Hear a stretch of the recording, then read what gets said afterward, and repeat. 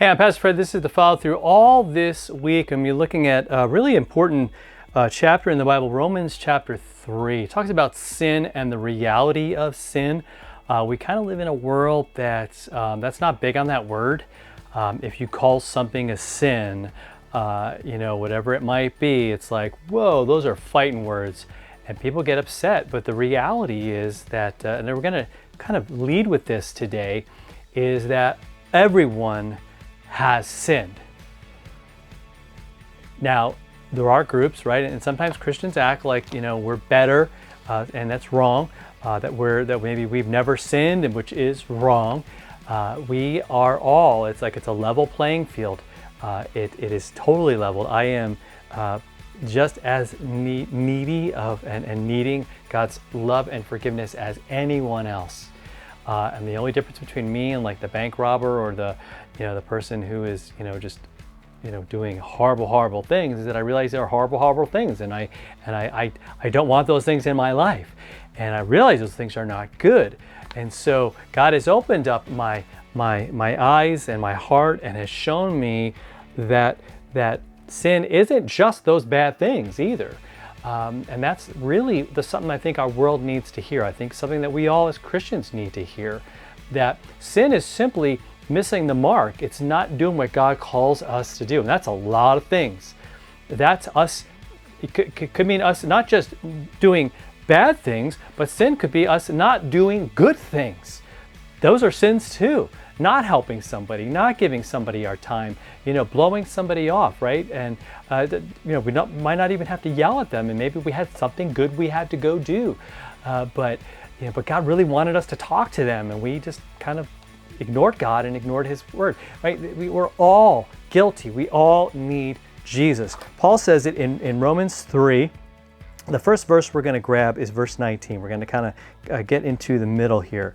It says, "Now we know that whatever the law says, it speaks to those who are under the law, so that every mouth may be stopped and the whole world may be held accountable to God." Right? So you might say, well, when we're talking about the law, like from a biblical standpoint, we're talking about the Jewish people, right? That God had given them that law. You could even say it just applies to Christians. But he's saying, look, the whole world, needs to be held accountable for these things because it's such basic stuff. The law is not just the Ten Commandments, not just the details of the things written in the book of Exodus and Deuteronomy, but it's those things contain really God's blueprint for life and how life is lived correctly and how life is lived with His care and loving Him. It all boils down to love the Lord your God with all your heart, soul, mind, and strength. Love your neighbor as you love yourself. And so, Christian or not Christian, Jewish or not Jewish, religious or not religious, there is a God, and He calls us to worship Him, to trust Him, to believe in Him, to get our everything from Him, and to know that we're forgiven and that we're loved by Him. So it's not necessarily a quote unquote religious thing. It's a life thing, right? Now again, good, our Christian religion talks about all of that, and that's where when religion becomes a good thing. But when it's just the rules and the regulations and the details, or the group or the institution of it, it really comes down to the cross. It comes down to Jesus dying and rising for us. And again, he's saying the whole world's accountable to that. So everyone has to be quiet and listen to God.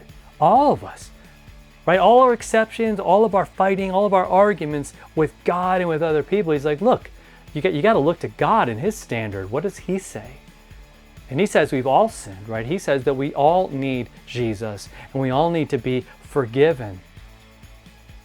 And we got to go with His definition of what sin is and not pick and choose what we think and we're going to excuse this, but it doesn't apply to me. No, we say no to those things. And we say that Jesus died for us. He died for me, chief of sinners.